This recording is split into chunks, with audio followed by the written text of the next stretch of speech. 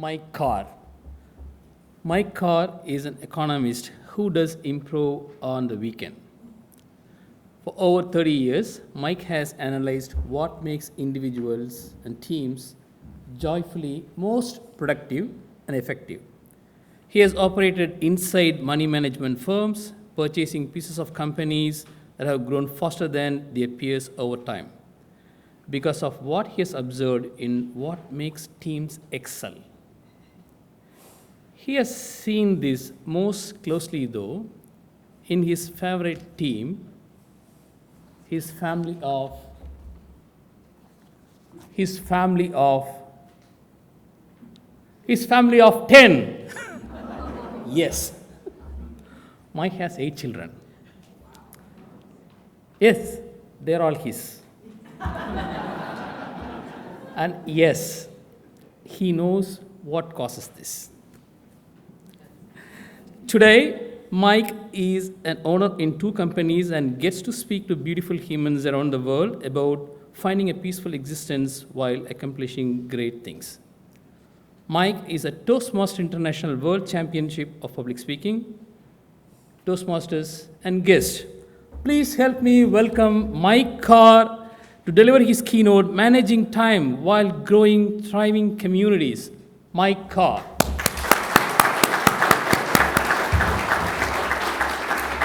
Thank you, my friend. Hello, you room of beautiful humans. I'm excited to spend this weekend with you, and we get to talk about all kinds of things that you find of interest, and I'm going to be asking you what you find of interest, what you want to talk about, what you want to hear about, and we can certainly weave those things into a lot of the discussions we're going to have. So let's just start there. Would you shout out, maybe one at a time, what you want to learn or hear about this weekend? Well, that's going to be easy. All right, one more time. Anyone? Leadership, everything. Speechcraft. Humor. Juggling. Time management. Confidence. I heard whirled peas. Is that what you said? All right. Sorry, what was the? Managing 10 kids. Managing 10 kids. I only have 8, but I can speak to. Well, they've gone and found others, so now I have. Yeah, now I have more like 10. Yes. Peak performance. Okay. Storytelling. Mindset. That's a good place to end. Thank you for sharing all of those. We're going to talk about a good many of those. We'll work those in through the rest of the week. And tomorrow we're going to be talking a lot about mindset and about thriving through change, thriving through uncertainty, living a high-performance life while lowering stress levels. And then on Sunday, then talking about leadership superpowers. And so the leadership and several of those we'll talk about.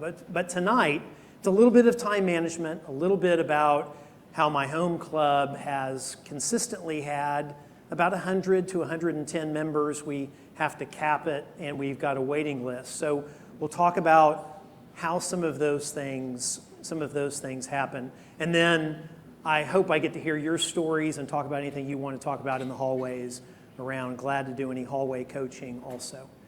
Thank you for spending this time with me. Let's just get right into it, because I'd like to start, you mentioned stories, I'd like to start with a story.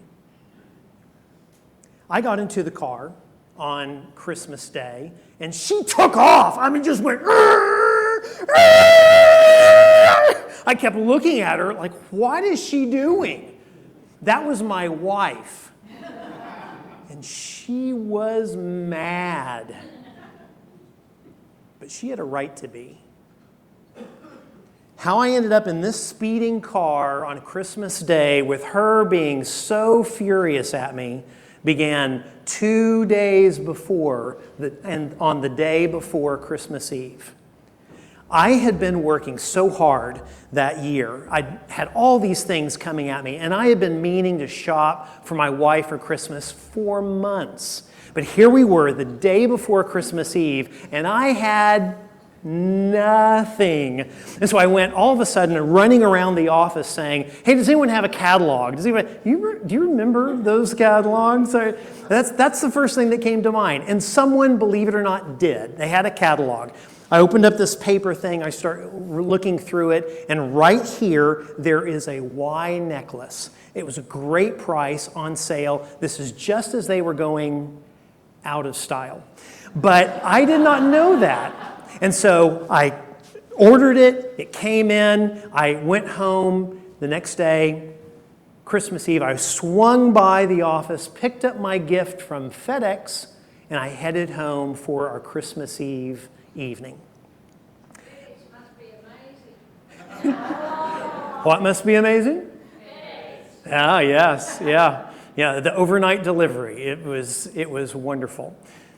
So that night, as was our custom, we sat down in front of this roaring fire, and my wife looked at me, her name is Julie, and she said, I want to give you your Christmas present. So she hands me this beautifully wrapped box. I opened it to find a pair of silver cufflinks with my initials engraved in. It's exactly what I would have gotten for myself. And so then she said, okay, now it's my turn. I went over to my briefcase and I pulled out an unopened FedEx envelope and handed it to my wife. She looked at it and then at me, opened it, zip, reached in and pulled out a little clear plastic baggie. It was then that we both discovered that the necklace that I had bought her was made of plastic.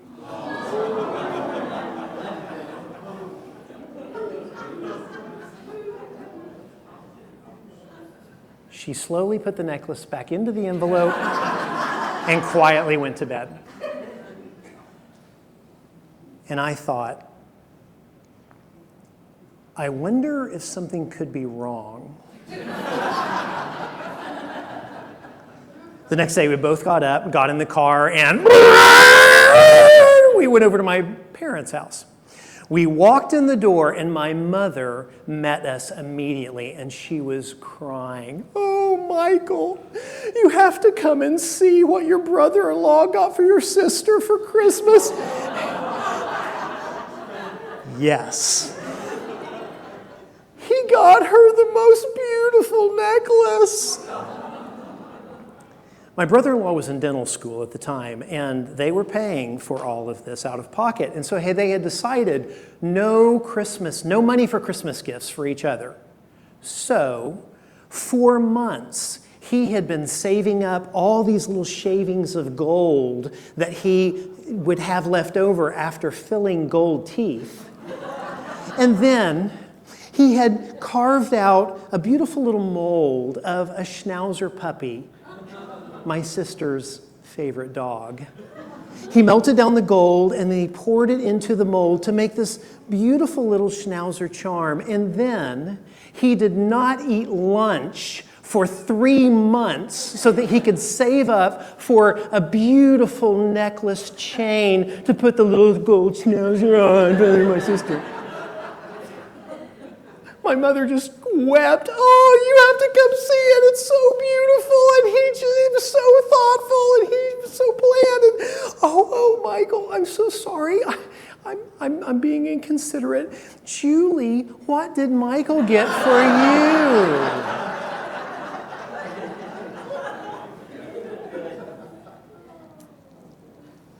I sat there and I looked at my wife's face. And I thought, I'm dead.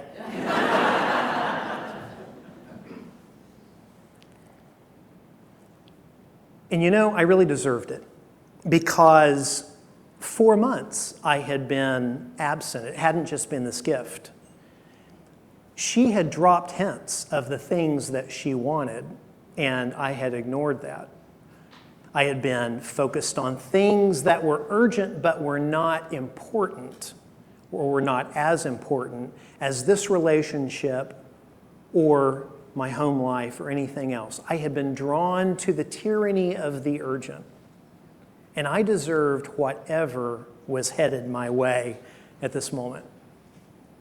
But instead, Julie pulled back her collar and she said, "Michael also got me a beautiful necklace." She forgave me. So we went and had this beautiful Christmas dinner. We went and got back in the car. And I looked over at her and I said, "Hey, I'm really sorry." She reached over and she actually touched my face and she said, "It's okay. I love you. And do not ever let that happen again." So why do we get pulled into things that don't matter as much? We all do it, don't we? Why is it that we focus on those things? We get drug into someone else's agenda. We get drug into someone else's plan. And we don't ever get around to doing the things that really are important to us. And it's not just a time management issue. It's not just a priority issue. But I'd like to spend the balance of our time just talking about some possible solutions to those things. Time management and building communities. Because we can focus on those communities like our clubs. We can focus on our district. We can focus on the community we're building. As we were talking about at the back of the room, we sit as Toastmasters in a bird nest on the ground right now. As artificial intelligence grows, and I spend a lot of my day, every day, trying to figure out what do I invest clients' money in that is real, that is not real, that is going to have a future, that's not going to have a future. And as artificial intelligence grows, there's a lot unknown about it, but what it will almost certainly do is make life faster, take over a lot of the technical things, and not be human. The reason I say we as Toastmasters are sitting in a bird nest on the ground is that we find ourselves teaching and practicing on a weekly basis the very things that are becoming more valuable by the minute. Whenever I go into companies, I was speaking in Denver, Colorado, to a company and did the keynote that I'm going to be delivering to you tomorrow. And I just had to stop in the middle of it. And I said, "Do you have a Toastmaster club in your company?" And they all kind of looked at each other. Where is this going? And I said, why? Why isn't the entire world in Toastmasters when we are practicing the very things that are becoming more valuable all the time? I believe we are in the flow of what humans need to rediscover or discover for the first time. And building the kinds of communities that we can is truly a missional experience. It's nothing less than that, because we're all looking at each other saying, what will we do next, right? Well, this is what we will do next. Handmade goods and human interaction. We do the human interaction part pretty well. So as we talk about how do we focus on what really is important, how do we move forward with our own agendas, then I wanted to bring up something that I found in Vancouver, just north of Vancouver, actually, where the Toastmaster convention is going to be. And it's an analogy, if you would, for what we're going to be looking at next. Hats is going to be our acrostic, because the answer is in hats. But mindset, Wim Hof. Anybody know Wim Hof? The very cold guy who sits in ice. Wim Hof actually borrowed this from the Bhagavad Gita, that the mind under control is your best friend, but the mind wandering about is our worst enemy. So how do we have, to the degree that we can, increasingly more often, the mind under control? And I believe it's hats. So H. H is being ever more here. Being ever more present and here. The problem that I got into with my wife was that I was not being present. And we tell ourselves we don't need to be because we're worried about the future. We're making plans. I'm a financial planner. I do that a lot, right? But Bill Murray was asked in an interview a few years ago. He had just finished a movie project, and the interviewer was asking him, "Okay, so what's next for you? What's the you've done all of these wonderful things in your film career.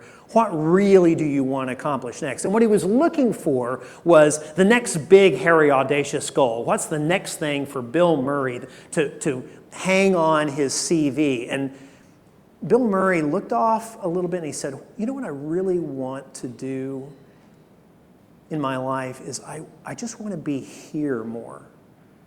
And the interviewer said, "Well, what do you mean by that?" He said, "In this place, in this conversation, in this room, in this experience with this person. Being here then puts us in the very best position to really set up a great relationship with the person who's across from us, but also build amazing clubs." Because when people come into our clubs, they recognize if they're just a number to us or if we're really interested in helping them improve their lives. And when we are truly here for them, when we see them, when we draw out from them, what is it that you are wanting to do? And how, not let me tell you the Toastmaster story, but how can Toastmasters help you build a great story? Then all of a sudden, those conversations shift dramatically, and people become much more interested in the clubs that we're trying to build.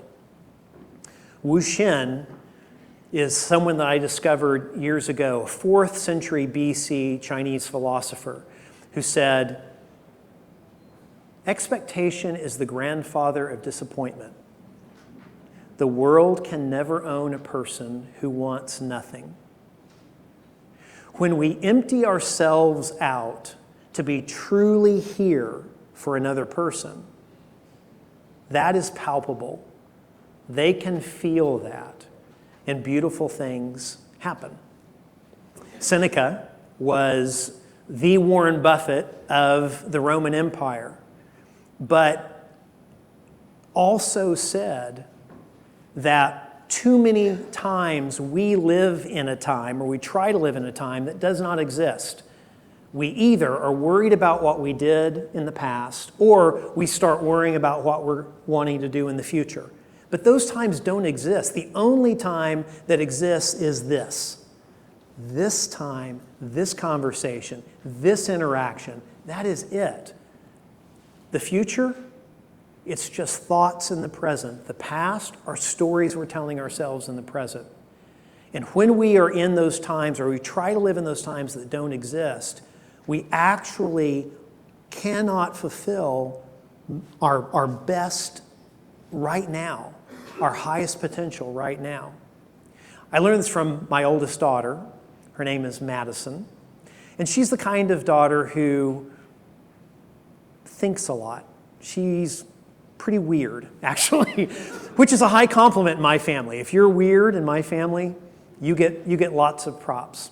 Madison is the kind of daughter that in the morning, she would she might wake up in the middle of the night, wander around the house, and every now and again, some of her other siblings would wake up, they'd go into the bathroom, and they would have mustaches drawn on their faces. She would go around with a little eyebrow pencil and draw mustaches on her siblings as they slept.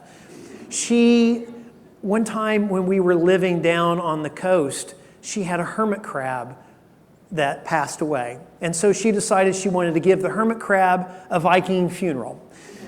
So she floated the hermit crab, she out onto the canal, she put lighter fluid on it, lit it on fire, this little thing that's floating down the canal. Whoops.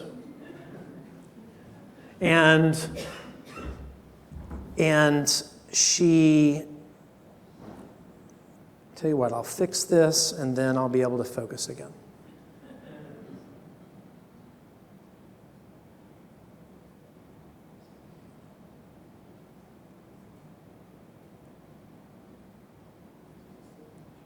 Okay, thank you. I'm going to put that down so I don't mess with it again. She did Viking funeral. I asked her some years ago. I told her she's one of those people. She moved to Chicago to work with a recruiting firm, and she was 113% of her goal. Then she moved over to a different kind of recruiting firm where she recruited accountants and finance professionals and was 143% of her goal. But always was at peace and always was taking time for the more important things. And I asked her, I love the way you live your life. What's something that you think about? And she said, well, I want to put in a solid 50 hours a week. I want to work intensely while I'm there. I want to take time off. And every week, I want to build in time to be silly. I said, silly? Yes, silly. Because silly brings joy to life. I build in time to be silly. Essentially, what she was saying is, there are times I'm going to be fully here, and I'm going to play. And that is a priority in life. And not only does it just make life fun, but it fills me up to be more productive when I'm truly here. Madison taught me how to be here. And this is one of the things that she said. Stress can fuel accomplishment, but it's not a clean burning fuel. So what is a clean burning fuel? I would suggest that our discussion today is, and it starts with being here. Because this is who we all really are in just adult bodies. We've heard before that the most beautiful sound in the English language is the sound of our own name. But I like this even better. When we're building clubs, when we're being fully here, we can say to anybody who's coming in our door, we can make them feel like this. And when we make them feel like this, they know they belong. They know this is a place where their growth is important. And our clubs grow. I think we'll see this little guy maybe another time or two this weekend. The A in HATS is ask for help. Asking for help, that's one of the things that I did not do. I didn't do a long time ago, and I've had to lean into that.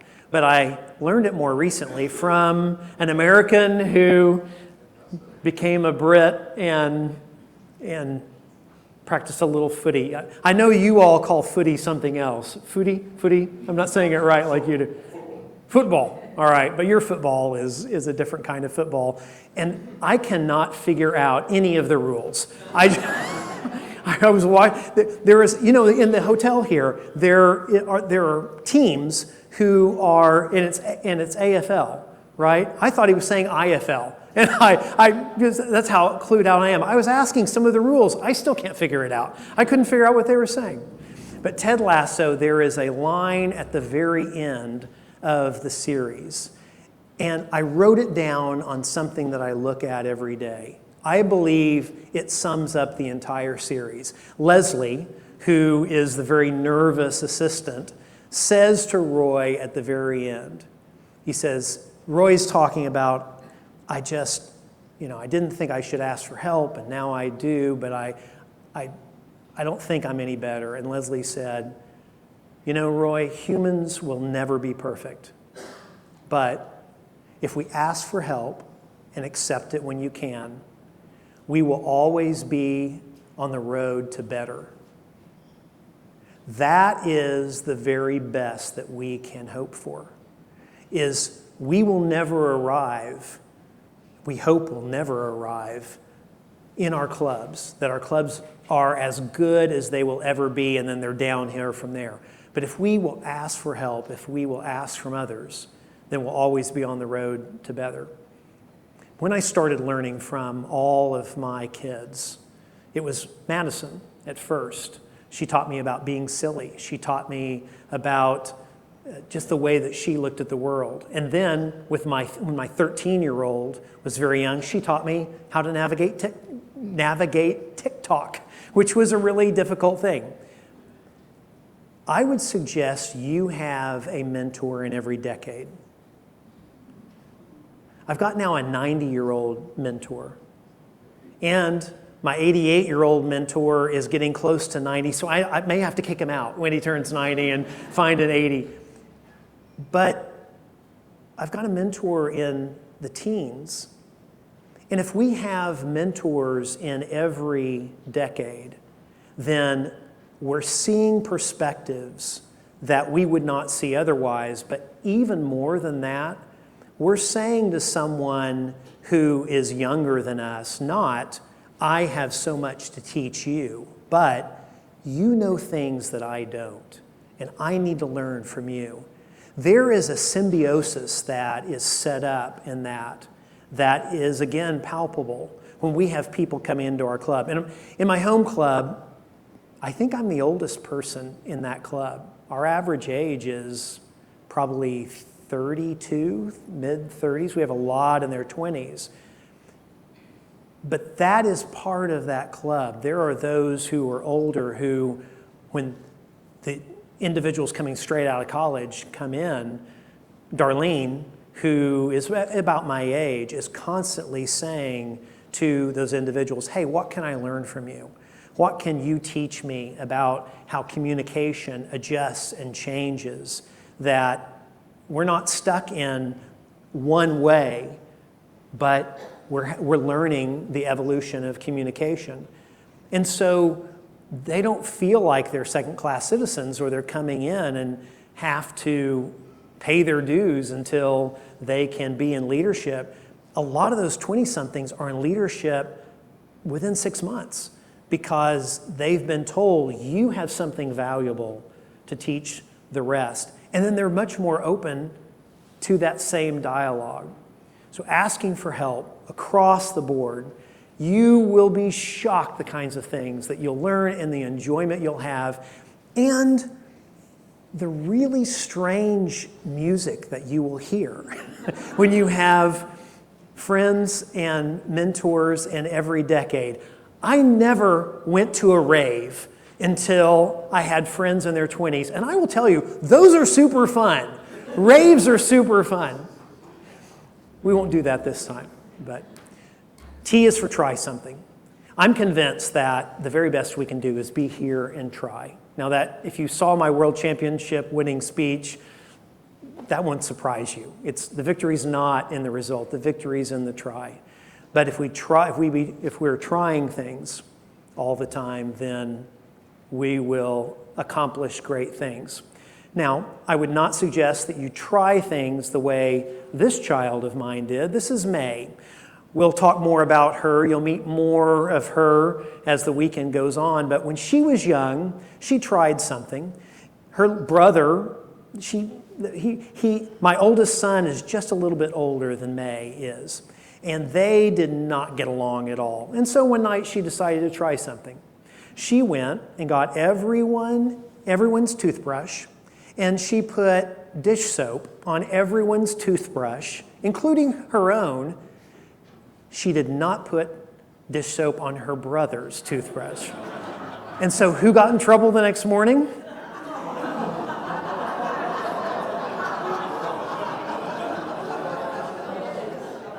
I would not suggest that we try those kinds of things.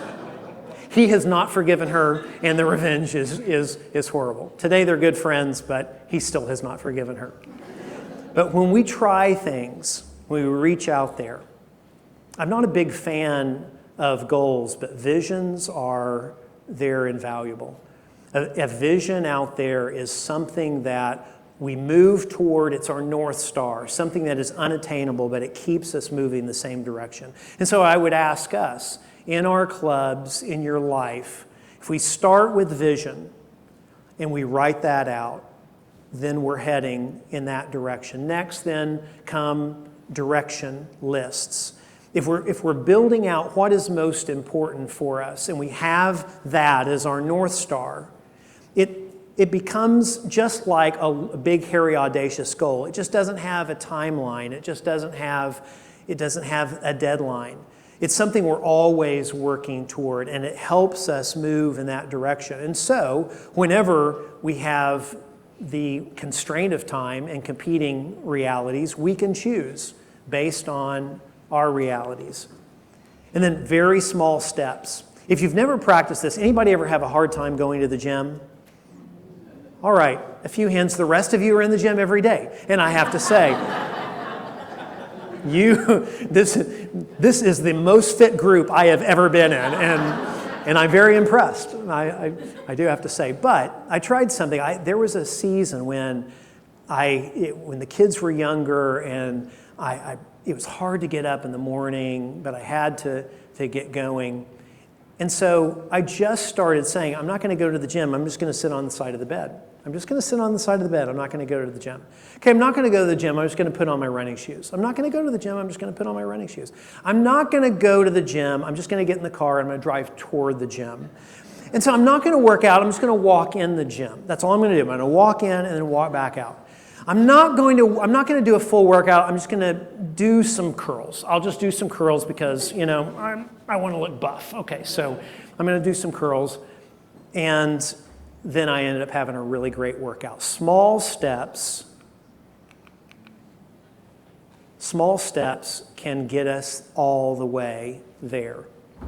And then a few just very quick things. If you are not familiar with the discipline of Kaizen, I am a huge fan. I'd love to talk about it while we're here. It is juxtaposed to big, hairy, audacious goals. And if big, hairy, audacious goals work for you, I would not try to talk you off that square. But what I have found for people throughout the world, and certain personality types, especially in crisis, especially when things fall through, that Kaizen can be more powerful. Kaizen is slow, incremental, but constant improvement. So if it becomes very difficult to say, all right, I'm going to go double the size of our club. I'm going to go climb the high mountain. I'm going to go lose 50 pounds. I'm going to go increase my bench press by 100 pounds. Whatever the goal is, if that is too scary, if that has you running to Facebook and saying, oh, I wonder what Sue is up to today. Sue was doing these really interesting things. Then maybe super small steps would be more in line with what you want to do. A lot of great work with Kaizen. Discipline and consistency. Consistency will beat big, hairy, audacious goals 10 times out of 10. We were talking about the contest last night, and Brett asked, well, how many times did you practice through? And I remember when I first started getting that question, I had not done the math. What I had done is I had written the speech, and then I would get in my car, headed toward my office each morning, and the first thing I would do is run the speech. And then when I get in the car on the way back home, the first thing I would do is run the speech. So we started figuring it up, maybe out of 10 months, twice a day, 20 days. If I did do some of that on the weekend, but it was a few hundred times, but I never thought of it that way. What I was trying to get to the point of doing was running the speech was like brushing my teeth. It was a consistency. It was my rear hits the seat and the speech starts. And the car cuts me off and I keep going in the speech, because sometimes in a contest, just like happened to me online, someone jumped on and started saying, "Honey, I can't find the beef. Where's the beef?" And I had to just keep going. And sometimes, whenever you're in person in a contest, the mic goes off. But if you've run that speech twice a day, every day, and it just rolls off your tongue, then you can just keep going. Consistency beats big, hairy, audacious goals 10 times out of 10. How can we build consistency into what we do in our clubs?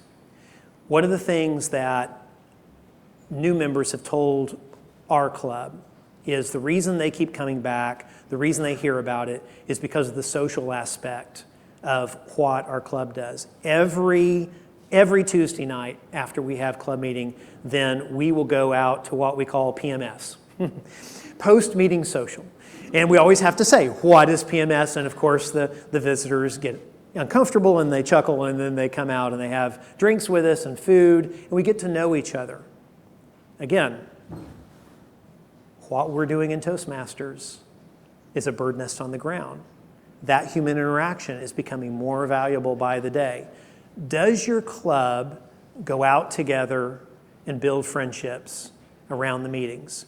If not, I would suggest we start adding that in, because that is the next wave of human interaction. Humans will be looking for more and more places where we can interact, where we can bond over the changes that are happening rapidly to all of us around the world. And Toastmasters sits right in lane of that. We can either follow that opportunity or allow someone else to do that. I would suggest we do, because we already have the structure set up. One of the other things in our home club is we have banquets every year, and we'll honor someone who has excelled at communications in the community. Now, that's not the only thing we do. We also have an after party, and an after party, and an after party. And if you ask anyone in my club who leads all those after parties, and it's a blast. Most banquet nights, I'm getting in at 5 a.m. the next day. After, we go jump into Barton Springs when it opens and just take a cold plunge. It's a cold, spring-fed, always cold pool, rock bottom pool in Austin, Texas. And so we'll stay out talking, laughing all night, and then go jump in the pool and get home. My wife, she loves that. And I'm saying that my tongue firmly stuck in my cheek. But she has come to realize that it's building community. It's building human interaction. When you've jumped into a pool of water with somebody, it's a whole lot easier to get up and give a speech in front of them. And if you forget what you were going to say next, it's okay. You've seen them drenching, So the social piece of what we do, I would suggest that the more we lean into that, the more Toastmasters becomes valuable to our communities.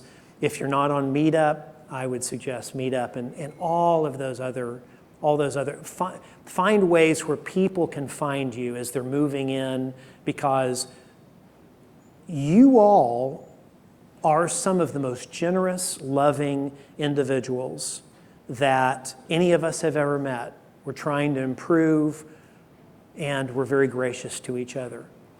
That's what this world is screaming out for, especially as craziness ensues. So, and then finally, how do we serve? hats.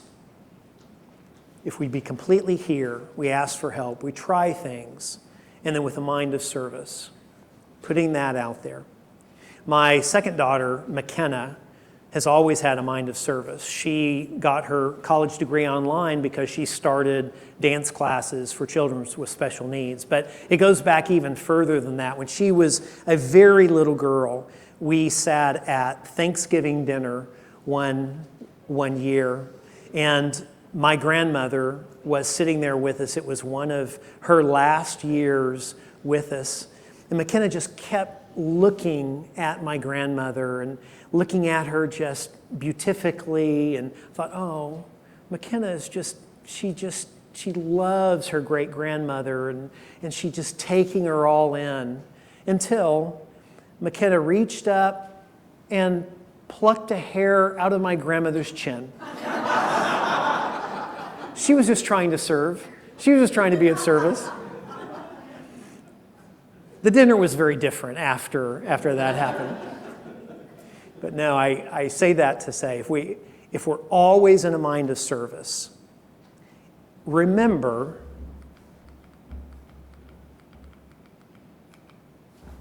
that's what we want to go for. That's the mentality, the idea that we want to elicit with someone who is with someone who walks into our club. When we make people feel like that, our clubs will grow, but much, much, much, much more important, we will be doing a great service to another human on this earth. And we can die happy having done those kinds of things. And so, just to wrap up, I'll come back to that. Hats, here, ask for help, try things, serve with a mind of service. Over the next few days, we'll expand some more of these things. I will say, if you are not here the rest of the weekend and you want to stay in touch, this is a QR code I have a Substack, and you're welcome to join. There's a free version and a paid version. The only difference is on the paid version, we just do, starting here in a couple of weeks, doing a live get-together every week. But on the free version, then I post on there twice a month, and hopefully some things that help you in your Toastmasters journey, and take a lot of different questions and try to interact there. But I hope that this serves you. I look forward to getting to know your stories. Thank you for your time. Glad to take any questions if you want, if we have any time left.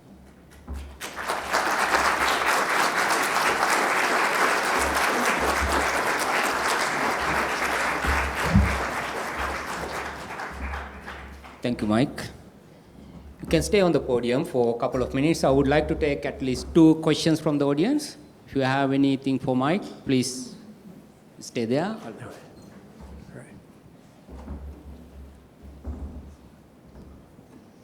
Mike, you said you have 110 members in your club. How many of them turn up to each meeting, and how long does each meeting last for? Oh, good question. We have typically between 50 and 70 in the room, and each meeting starts at 6:15. We try to be done by 8 p.m., and we typically have 4 speakers, 3 weeks a month, and then we'll have 1 week where we'll have 8 speakers. That's the biggest challenge with a club that size, is people getting speaking slots. So we do have a number of members that are members of our club, and they're members of another Toastmaster club in the city where they're able to get more speaking time. But they tell us, I like speaking in front of a big group, that practice, and they say, we just have so much fun here. So again, it's a dual purpose. And anyway, that's more than you asked, but did that answer the question you asked? Yeah. Any other questions?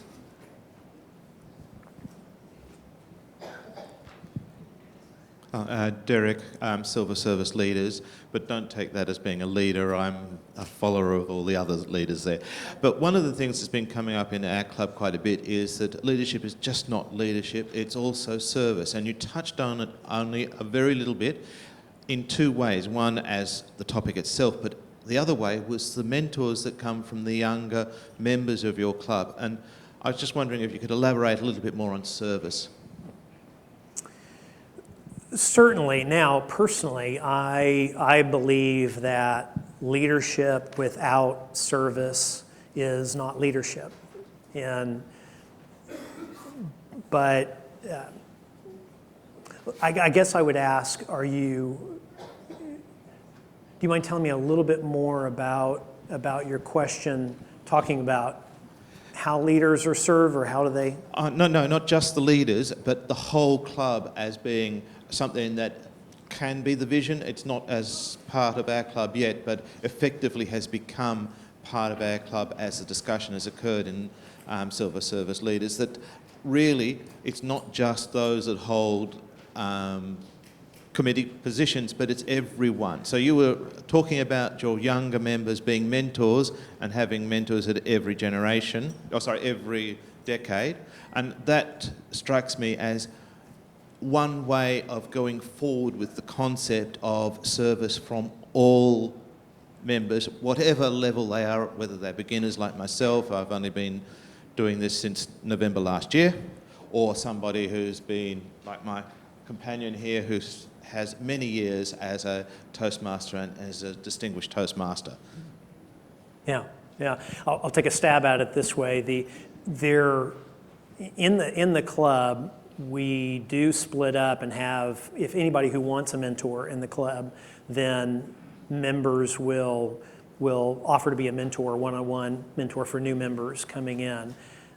A lot of those younger members, they'll move into club leadership for the purpose of giving back to the club, and everything from setting up and tearing down to finding a good nonprofit in the community where they'll highlight, hey, we're going to go down here and we're going to volunteer at, there's a SAFE called SAFE, which it helps women come out of, primarily women come out of abusive relationships, and they'll go volunteer at the SAFE house. And so there's service that way, and then the cycle of mentorship continuing that way. But if that doesn't cover, maybe we can talk more about that. Yeah. Thank you, Mike.